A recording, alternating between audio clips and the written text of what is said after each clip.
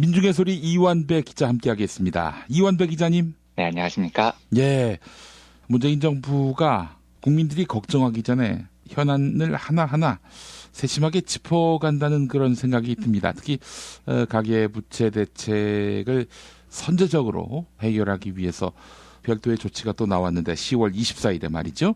이게 어제는 제가 녹음 시간 관계로 자세히 들여다보지 못했던 그 24일 발표됐던 가계부채 종합대책 그 이야기시죠. 오늘 그 이야기를 해보겠습니다. 예. 근데 사실 정확히 말씀드리면 저도 부동산 쪽은 잘 모르고요. 이건 이제 선대인 소장님께서 제일 잘 아시는 영역이에요. 그런데 제가 오늘 해보고 싶은 건 이번 정책의 큰 틀에서 제 느낌 같은 총평 하나 하고요. 이걸 마지막쯤에 말씀드리고 앞부분에서는 부동산 용어를 저희 청취자분들과 함께 배워볼까 하는 생각이 아이고, 너무 유익한 시간입니다. 예. 진짜요? 저 걱정이 되게 많이 되는데요. 왜냐하면 여담입니다만 제가 그 동아일보 다닐 때 증권책을 한번 쓴 적이 있어요. 그때 이제 제가 한참 가치 투자 이런 거에 막 꽂혀서 돌아다닐 때였는데 지금 생각이 많이 바뀌었습니다만 주식 입문서를 썼는데 그 책 제목이 원래는 제가 낸 제목이 세상에서 제일 쉬운 주식 입문서 이런 거였습니다. 나중에는 이제 다른 제목으로 바뀌어서 나왔어요. 지금은 절판이 돼서 이제 못 구하는 책이 됐습니다만 제가 그 책을 쓴 이유가 2001년에 제가 처음 증권 담당 기자가 됐거든요. 근데 제가 명색이 경제학과 출신인데 경찰 기자 하다가 이제 입사한 이후에 처음으로 양복을 입고 여의도에 출근을 한 거예요. 근데 아침에 기자실 가보니까 보고서가 수십 건이 쌓여 있더라고요. 쭉 읽어봤는데 정말 조사 빼고는 한마디도 이해를 못하겠는 거예요. 저는 사실 그 전까지 삼성전자 주식은 삼성전자 대리점에서 사는 줄 알았거든요. 그래서 제가 이 이야기를 했더니 증권사에 근무하는 저희 친구들이 야 미친놈아 그러면 롯데제과 주식은 롯데마트에서 사고 호텔신라 주식은 신라호텔 프런트에서 사냐 이러면서 저를 놀린 적이 있어요. 예. 이제 제가 그만큼 무식했던 거죠 그 당시에. 그래서 이제 제가 증권 기자를 한 몇 년 한 뒤에 저처럼 정말 아무것도 몰랐던 분들에게 가이드를 주고 싶더라고요. 그래서 책을 쓴 거였습니다. 입문서를요. 예. 근데 그 책을 내고 났더니 반응이 극단적으로 갈립니다.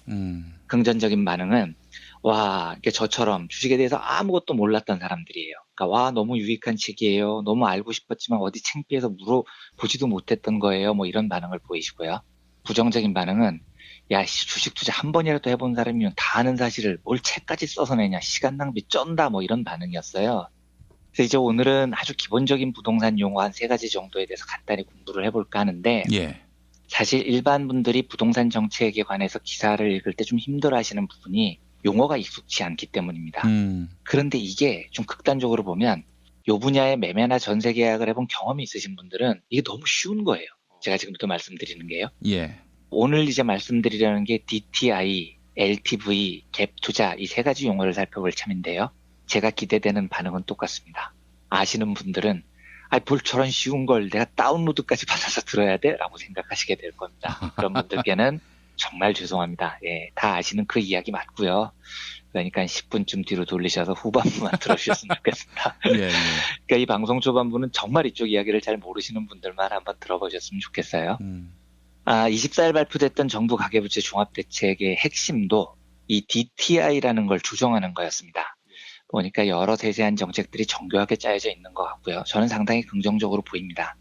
그런데 이 DTI라는 지표를 새로 개정해서 신 DTI라는 걸 적용하겠다는 게 이번 정책의 골자인데 문제는 이제 DTI가 뭔지 모르면 이번 정책이 전혀 이해가 안 되죠. 그런 차원에서 지금 한번 해보려는 겁니다. 예.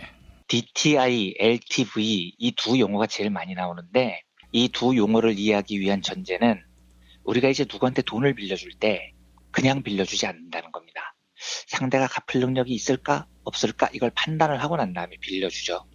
그러니까 지금부터 말씀드리려는 DTI와 LTV는 둘 다요. 은행에서 돈을 누구에게 빌려주는데 보는 겁니다. 저 사람이 갚을 능력이 있느냐 없느냐 요걸 판단하는 기준 2가지예요. 그러면 우리가 돈을 빌려줄 때 보통 상대에 뭘 보고 갚을 능력이 있나 없나를 보냐면요. 상식적으로 보통 2가지를 봅니다. 하나는 담보가 충분히 있느냐 요걸 봅니다. 예. 다른 하나는 제가 지금 돈을 잘 버냐 요걸 봅니다. 그러니까 첫 번째로 돈을 좀 못 벌어도 담보만 든든하면 담보 믿고 돈 빌려줄 수 있는 거고요. 둘째로 담보는 형편이 없는데 이 사람이 매년 연봉이 한 3억 원쯤 돼요. 그리고 안정적인 직장을 다니고 있어요. 그러면 이제 그거 믿고 또 돈을 빌려주는 겁니다. 그래서 LTV와 DTI는 이 2가지를 각각 다르게 보는 지표인데요. LTV는 담보를 보는 지표고 DTI는 소득을 보는 지표입니다. 근데 전혀 어렵지 않은 개념인데 문제는 이게 되게 헷갈린다는 데 있어요. 그러니까 매일 기사에 보면 LTV, DTI가 나오는데 분명히 내가 옛날에 설명을 들을 때는 이해를 했는데 그게 뭐가 뭐였더라 하고 헷갈리는 경우가 많습니다. 예. 그래서 이때 제일 좋은 방법은 좀 죄송합니다만 아주 쉬운 영어 단어를 생각해 보시면 제일 간단하더라고요. 기본은 아까 말씀드렸던 대로 돈을 빌려줄 때 갚을 능력이 있느냐를 본다. 그런데 갚을 능력이라고 하면 상식적으로 1. 담보, 2. 소득 이 둘 중에 하나를 본다. 이 두 가지를 일단 머리에 넣고요. 예. LTV와 DTI 두 용어의 끝 글자만 보는 겁니다. 앞은 기억 안 해도 돼요. 맨 끝 글자 이것만 봅니다. LTV는 V로 끝나죠. DTI는 I로 끝납니다. 이것만 구분을 합니다. 그러면 이제 영어 단어 두 개가 나옵니다. 하나는 value, 가치라는 뜻이죠. 이 value는 V로 시작합니다. 다른 하나는 income, 이거는 이제 수입이라는 뜻이죠. I로 시작합니다. 그래서 LTV의 뒤에 V가 나오면 V? value. value는 가치니까 담보의 가치를 보는 지표구나. 이렇게 암기하는 겁니다. DTI, income. 요건 수입이네요, 수입. 그러면 당연히 소득을 보는 지표겠군요. 이렇게 구분을 하는 게 저는 제일 편하더라고요. 여기서 이제 기본 개념을 조금만 더 들어가 보겠습니다. 그러면 LTV, value, 담보를 보는 지표인데요. 이걸 어떻게 적용하느냐. LTV가 보통 70%라고 하면 10억짜리 집을 살 때 담보를 70%까지 봐준다는 겁니다. 그러니까 10억짜리 집이 있으면 최소한 7억까지 담보 가치를 봐줘요. 그러니까 은행에서는 7억은 빌려줄게. 네 집이 담보로 한 7억은 되는 것 같아. 이렇게 되는 거죠. DTI, I죠. 인컴입니다. 그러니까 소득 보는 지표라고 제가 말씀을 드렸죠. 이건 어떻게 적용하느냐. DTI가 보통 40%다. 이러면 한 사람의 연간 소득의 한 40%까지를 한 해 빌린 돈 갚는 데 쓸 수 있다고 보는 거예요. 그러니까 예를 들면 연봉이 제가 5천만 원입니다. 이러면 DTI를 40%로 적용하면 5천만 원의 40%인 2천만 원까지만 빚을 갚는 데 쓸 수 있게 해요. 그러니까 매년 2천만 원 넘게 갚아야 할 정도로 무리한 빚을 신청을 하면은 허락을 안 해준다는 겁니다. 그래서 이 두 지표를 국가가 높게 설정하면 빚을 많이 낼 수 있는 거예요. 예를 들어서 LTV, 이 value, 담보를 보는 지표를 한 80%로 높게 잡으면은요, 10억짜리 아파트 살 때 은행이 담보로 8억까지 인정해 줍니다. 그러니까 아까 이제 7억 빌릴 돈이 1억이 느는 거죠. DTI도 마찬가지입니다. 아까 연봉 5천만 원 받는 사람한테 DTI, 인컴, 소득 보는 요 지표를 40%만 적용하면 이 사람이 매년 갚는 돈은 2천만 원을 넘으면 안 돼요. 근데 이걸 50%로 높여주면 2,500만 원까지 갚아도 됩니다. 그만큼 이제 대출을 더 받아도 된다는 거죠. 이해가 되셨는지는 잘 모르겠는데 설명을 잘했는지 모르겠는데요. 네. 자, 이제 기본적 두 지표가 이해가 됐다고 치고요. 이번에 나온 가계부채 종합대책의 핵심은 LTV가 아니고 DTI 쪽을 건드린 겁니다. 복잡하고 세세한 내용까지는 아실 필요가 없는데 핵심은 과거에 비해서 DTI, 소득 기준을 낮춘 겁니다. 딱 어떤 수치로 낮췄다기보다 아주 다양한 방식으로 여러 조건으로 걸쳐서 낮췄어요. 그래서 특히 다주택자의 경우에는 소득이 아무리 높아도 DTI 비율이 굉장히 낮게 잡힙니다.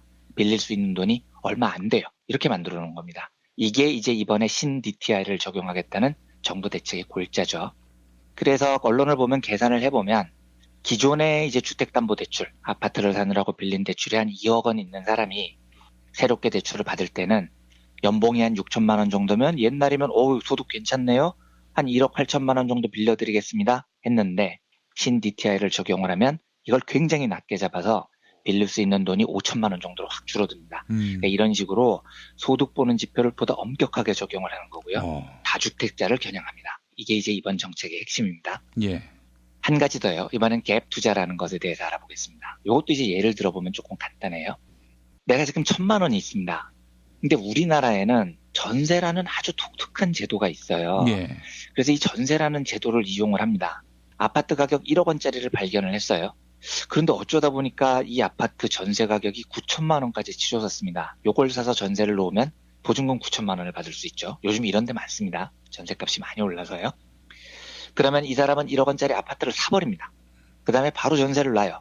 그럼 이제 9천만 원 전세 보증금이 들어오고요. 여기에 자기 돈 딱 1,000만 원만 보태서 1억 원으로 집값을 냅니다. 이제 이러면은 1,000만 원으로 집을 한 채 샀죠. 근데 이 상태에서 전세 만기 2년이 지났어요. 근데 어라? 2년이 지나니까 전세 가격이 올라요. 그래서 9천만 원 하던 보증금이 1억 원으로 올랐습니다. 이러면 이제 집주인은 갑자기 1천만 원이 새로 생겼죠. 물론 이 돈은 전세 든 사람이 나갈 때 줘야 되는 돈이지만 그 사람 나가면 또 딴 전세 받으면 되니까 일단 내 손에 1천만 원 들어온 걸로 치는 겁니다. 이러면 이 1천만 원으로 다시 아까와 똑같은 요령으로 전세 보증금 9천만 원을 끼고 다시 1억 원짜리 아파트를 삽니다. 이제는 아파트가 두 채가 됐습니다. 또 2년이 지났더니 전세 보증금이 또 1천만 원씩 올랐어요. 이 사람이 지금 집이 두 채잖아요. 이 주인의 수중에 2천만 원이 새로 들어옵니다. 이래서 아까와 같은 요령으로 두 채를 더 삽니다. 이러면 이제 아파트가 네 채가 되죠. 이런 식으로 아파트를 불려나가는 겁니다. 근데 요 예는 제가 만든 예가 아니고요. 나는 갭 투자로 300채 집주인이 되었다라는 제목의 책이 있어요. 저는 이 책 사보기 싫어서 서점에서 한번 훑어봤는데 이 책 저자가 책에 자랑스럽게 적어놓은 투자 방식이에요. 이 사람은 이렇게 해서 자기가 300채 집주인이 됐다고 자랑을 해요. 근데 저는 보통 뭐 재테크 책, 뭐 부동산 책 이러면서 1,000만 원으로 주식 투자해서 수십억 벌었다 이런 말 안 믿습니다. 그래서 저는 이 저자가 저런 투자 방식으로 진짜 300채 주인이 됐는지 모릅니다. 그리고 솔직히 관심도 없어요. 대신 요 사례가 갭 투자를 설명하는데 굉장히 이해하기 좋은 사례이기는 합니다. 이걸 공식적으로 정리를 좀 해보죠. 갭 투자란 조금 전에 봤듯이 아파트 매매 가격하고 전세 가격의 차이, 이걸 갭이라고 부릅니다. 요 갭을 이용한 투자를 말합니다. 근데 이걸 하려면 중요한 두 가지 전제가 있어요. 첫째, 매매 가격과 전세 가격의 갭이 좁으면 좁을수록 갭 투자자는 지 돈을 거의 안 들여도 됩니다. 아까 봤듯이 매매 가격이 1억 원인데 전세값이 9천만 원이면 땡큐 베리 머치인 거죠. 자기 돈 1,000만 원만 있으면 집 한 채 살 수 있는 겁니다. 요즘 갭 투자가 굉장히 활성화돼 있다고 하고 뭐 갭 투자 설명회도 있고요. 심지어 갭 투자로 300채 집 샀다 이런 얼빠진 책이 이제 베스트셀러가 되는데 이런 이유가 최근 들어와서 매매 가격하고 전세 가격의 차이, 이 갭이 엄청나게 줄어들었기 때문입니다. 매매 가격에 비해서 전세 가격이 많이 치솟았다는 이야기죠. 왜냐하면 전세 자체가 너무 없어졌기 때문이에요. 다들 월세로 전환하면서 전세 매물 자체가 없습니다. 이러다 보니까 전세 하나 나오면 서로 그거 차지하겠다고 달라붙어서 전세 가격이 막 오릅니다. 전국 아파트 전세가율이 매매가에 비해서 평균이 65에서 75%나 됩니다. 그리고 지역에 따라서는 90%를 넘는 것도 있어요. 그러니까 아까 1억 원 매매가에 9천만 원 전세 이런 게 진짜 존재한다는 거죠. 갭이 10%밖에 안 됩니다. 이러니까 갭 투자라는 게 이제 들불처럼 유행으로 번지게 된 겁니다. 아하. 갭 투자에서 두 번째 중요한 전제는 이게 가능하려면 전세 가격이 지속적으로 올라야 됩니다. 아까 봤듯이 그 300채 뭐 뻥인지 아닌지 모르겠지만 그 300채 사례의 핵심은 1억짜리를 9천만 원에 전세 끼고 샀는데 어라? 1년이 지나니까 전세가 1,000만 원이 올랐다는 거예요. 그래서 새로 생긴 보증금 1,000만 원을 종잣돈으로 또 한 채 샀다는 거죠. 근데 이것도 왜 가능하냐면 아까와 마찬가지로 최근에 전세 매물 자체가 없어지면서 전세가 계속 오르고 있기 때문에 가능한 일인 겁니다. 자, 이제부터 본론입니다. 중요한 사실을 한번 점검을 해보겠습니다. 매매가와 전세가의 좁은 갭을 이용한 이 갭 투자는 전세라는 아주 독특한 제도를 전제로 합니다. 근데 여기서 전세라는 건 궁극적으로 어떤 제도일까요? 우리가 너무 자주 써서 너무 쉽게 생각을 하지만요. 우리만 사용하는 시스템이지만 뭐 나름대로 제도를 갖춘 부동산 대여 제도 이렇게 사람들이 생각을 해요. 그런데 잘 생각을 해보십시오. 내가 그 아파트에 전세를 들어가서 살려면 예를 들어서 9천만 원이라면요. 9천만 원이라는 거금을 덜컥 집주인한테 줍니다. 그리고 그 돈은 나중에 2년 뒤에 받아야 되는 돈이에요. 그런데 집주인이 뭘 믿고 그런 거금을 덜컥 주는 거죠? 그게 무슨 말이냐면 전세금이라는 명목으로 오가는 돈은 사실 대출하고 같은 겁니다. 내가 그 집에서 2년간 거주하는 대가로 집주인에게 9천만 원이라는 거금을 무이자로 선뜻 빌려주는 거예요. 그런데 제가 아까 DTI나 LTV 말씀드리면서 이런 지표가 있는 이유는 돈을 빌려줄 때요. 저 사람이 과연 돈을 잘 갚을 수 있느냐 이걸 판단하기 위해서 이런 지표를 사용한다고 말씀을 드렸잖아요. 그러면 당연히 모든 대출을 할 때는 빌려주는 쪽에서는 저 빌려가는 놈이 2년 뒤에 과연 돈을 갚을 수 있을까? 예. 이걸 점검을 해야 됩니다. 예. 그런데 전세 계약할 때 보면요. 아무도 이 집주인이 돈을 빌려가는 건데 2년 뒤에 저 돈을 갚을 수 있을지 점검을 안 해요. 아무도요. 예. 유일한 안전망이라는 건 집입니다. 저 사람이 이 집 주인이라는 거예요. 이 집이 담보라는 거 하나밖에 없습니다. 그 집이 담보라는 것만으로 수천만 원 혹은 수억 원을 전세금이라는 명목으로 선뜻 빌려주는 겁니다. 그런데 어떤 이유로 그 돈을 만약에 못 받으면 어떻게 할 건데요? 그냥 수천만 원, 수억 원 떼이는 거예요. 굉장히 불안정한 장치인 겁니다. 예. 혹시 이야기 들으시는 분 중에 아니 주택임대차 보호법도 있고요. 전입신고한 다음에 확정일자 받는 제도도 있고요. 전세권 등기하면 나중에 다 돌려받을 수 있는 거예요. 그 집 팔아서 나오는 돈으로 전세금부터 갚게 하는 제도가 얼마나 많은데 라고 반발하실 수 있을 것 같은데 그거 그렇게 편안하게 생각할 일이 아닌 겁니다. 그런 제도가 있는데 왜 우리 주변에 전세금 떼인 사람들이 꽤 될까요? 그 사람들이 확정일자를 안 받았겠어요? 전세권 등기를 안 했겠습니까? 다 하고도 못 돌려받는 일이 있습니다. 왜냐? 집주인이 망해버렸어요. 자, 그러면 그 집을 팔아서 전세금을 돌려받으면 되잖아요. 이렇게 생각을 하지만 일단 그 과정이 무지하게 복잡합니다. 빌려준 전세금을 받으려면 담보가 된 집을 경매에 붙여야 돼요. 이게 우선 쉽지가 않습니다. 예. 근데 더 중요한 게요. 경매에 붙여서 팔았는데 그 돈이 전세 가격보다 낮으면 어떻게 되냐는 거죠. 제가 아까 지금 갭이 굉장히 좁아져 있다고 말씀을 드렸죠. 지역에 따라서는 매매가가 1억인데 전세가 9천만 원인 경우가 있어요. 주인이 망했습니다. 그래서 집을 경매에 붙였어요. 그런데 이게 5천만 원밖에 안 나왔습니다. 이러면 그냥 꼼짝없이 4천만 원 떼이는 겁니다. 그러니까 이 말이 무슨 말이냐면 지금 유행하는 갭 투자는 제가 아까 두 번째 전세 가격이 지속적으로 오르기 때문에 생긴 현상인데 만약에 전세 가격이 떨어지기 시작하면요. 아파트 매매 가격이 떨어지기 시작하면요. 아까 300채 갖고 있다는 사람이요. 전세 가격 떨어져서 한 곳에만 펑크나면 나머지는 줄줄줄 엮여버립니다. 그런데 더 큰 문제가 있어요. 전세가가 폭락해서 줄줄줄 엮였습니다. 누가 손해를 보느냐는 겁니다. 300채 갖고 갭 투자한 사람이 아니에요. 이 사람은 살짝 망합니다. 살짝. 예. 진짜 망하는 사람은 집을 담보라고 믿고 수천, 수억 원 전세금을 선뜻 건넨 사람들이 망하는 겁니다. 아까 제가 LTV, 이제 V죠. 밸류, 담보의 가치를 보는 겁니다. LTV만 해도 은행이 돈을 빌려줄 때 저 집의 담보 가치를 얼마로 봐줘야 하느냐에 대해서 정부가 규제를 해요.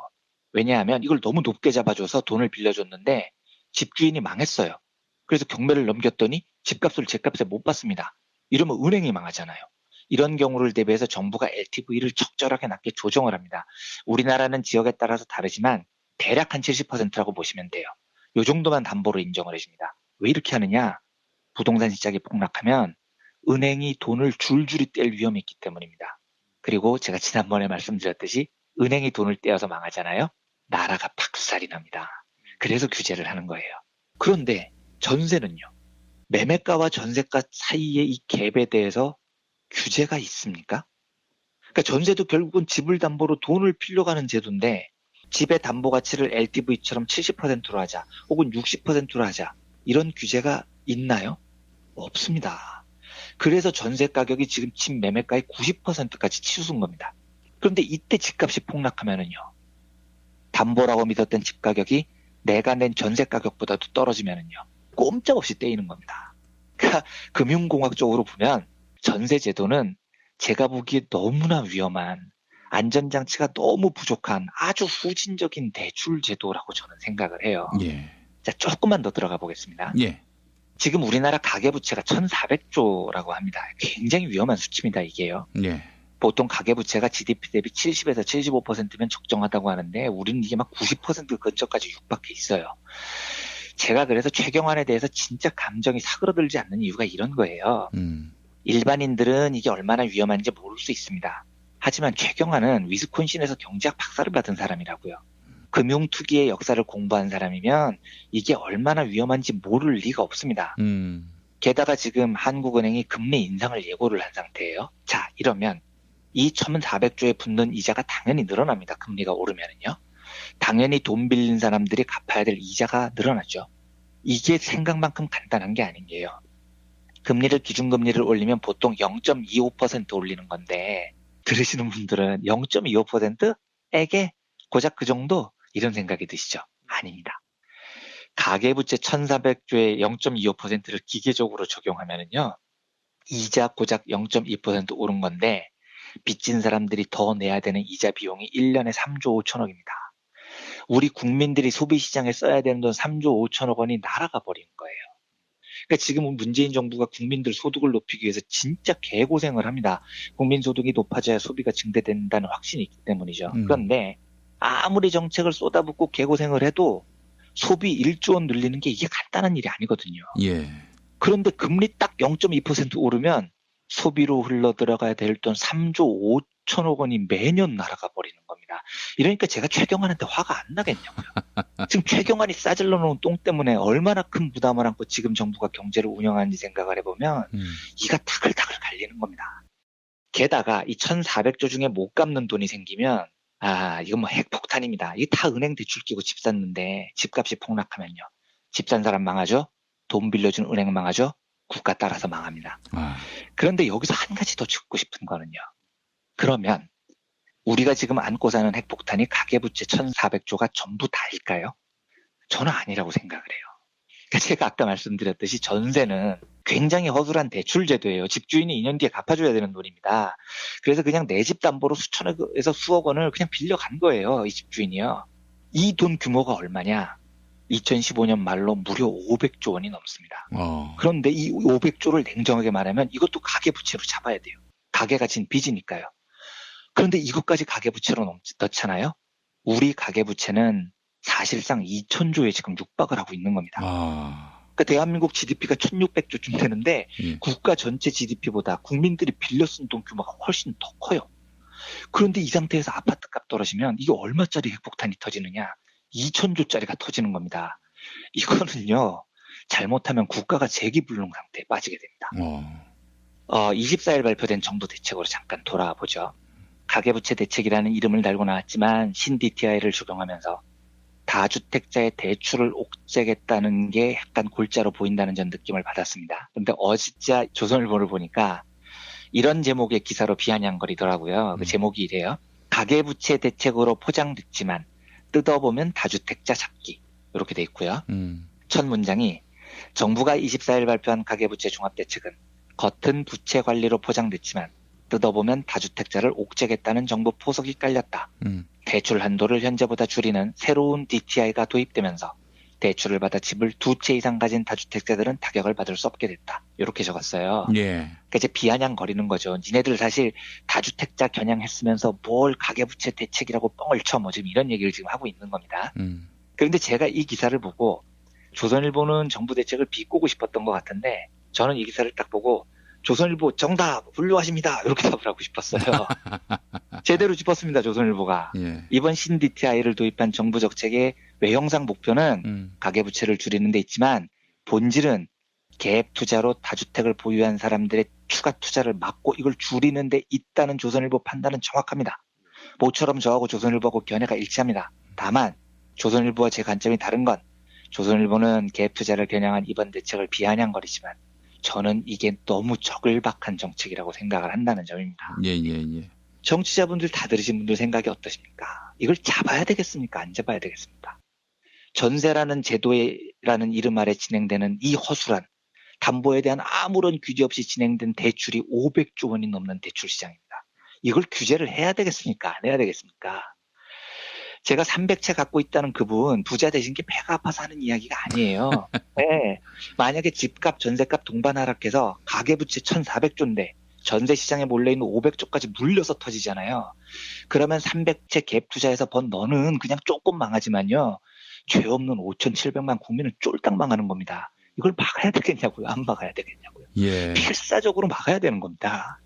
사실 저는 이걸 필사적으로 막기 위한 더 묵직한 카드가 필요하다고 생각하는 쪽이에요. 이거는 이제 다주택 보유자들에게 보유세를 엄청나게 강화해야 된다 이 말씀을 드리려는 건데 이제 오늘은 너무 길어졌으니까 이쯤에서 마무리하겠습니다. 그래서 다음에 기회가 되면 왜 다주택자 보유세 강화를 피할 수 없는지에 대해서 따로 한번 말씀을 드리겠습니다만 계획 투자라는 명목으로 전세를 끼고 너무나 허술한 대출 제도를 이용을 해서 지금 가계부채가 제 판단으로는 2,000조까지 물려있는 이 상황을 지금 필사적으로 막지 않으면요. 진짜 국가 운명이 대한민국 부동산에 걸리게 되는 백척간도에 설지도 모릅니다. 그래서 조선일보는 비아냥거리지만 이번에 다주택자 개입 투자자들을 겨냥한 것으로 보이는 문재인 정부의 이번 정책은 굉장히 절실하고 절박하고 필요한 정책이라는 평가를 하고 싶습니다. 예. 그러니까 이제 조선일보의 해법은 이런 거죠. 지금 주택이 모자라니 공급을 늘리자. 이런 건데. 아니, 그렇게 해서 공급 늘리면 다주택자들의 먹잇감이 되지 않겠어요? 당연하죠. 투기자본의 예. 먹잇감이 될 것이 분명한데. 그럼요. 지금 우리나라의 주택 공급률은 이미 100%를 넘었는데 실제로 자가를 소유한 사람은 40%도 안 됩니다. 이게 뭐냐면 결국은 주택 공급률이 100%가 넘은 그 대부분의 집을 투기꾼들이 휩쓸고 지금 돈놀이를 하고 있다는 뜻입니다. 공급이 부족해서 생기는 문제가 아니라고요. 아니, 국민들이 그걸 모를 줄 알고 그런 야부리를 터는 걸까요? 조선일보가? 그런데 지금까지는 이 보수 언론들이 이제 워낙 이 건설 쪽에 광고를 많이 받기 때문에 네. 이런 야부리를 털어서 계속 여론 조작이 됐죠. 심지어는 노무현 정부 시절에도 사실은 종부세 정책이 얘네들의 야부리에 말려서 큰 공경을 겪은 면도 있어요. 예. 그래서 저는 이번 정부만큼은 부디 얘네들의 이런 야부리에 저는 안 넘어갈 것 같습니다. 지금 국민들 수준이 굉장히 높아져서 이제는 더 이상 그런 일이 안 벌어질 거라고 믿고요. 얘네들 야부리 터는 건 그냥 한번 쓱 비웃어주면 되는 시대가 저는 왔다고 확신합니다. 예. 알겠습니다. 자, 이완배 기자님 오늘 말씀 잘 들었습니다. 네, 감사합니다.